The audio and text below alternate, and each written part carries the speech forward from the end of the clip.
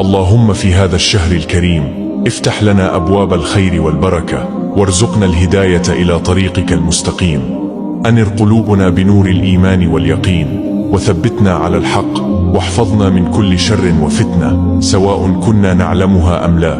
اللهم اجعل رمضان بداية جديدة لنا تمحى فيه ذنوبنا، وترتفع فيه درجاتنا، وتتجدد فيه أرواحنا، وتستجاب فيه دعواتنا. نسألك يا الله من فضلك الواسع أن تغمرنا برحمتك، وتشملنا بعفوك، وتكرمنا بفضلك العظيم. أنزل علينا سكينة تهدئ بها قلوبنا، وتشرح بها صدورنا، وتفرج بها همومنا. اللهم اجعلنا من عبادك الصالحين الذين رضيت عنهم وغفرت لهم وأكرمتهم بقبول طاعاتهم، واكتب لنا فيها العتق من النار والفوز بالجنة برحمتك يا أرحم الراحمين.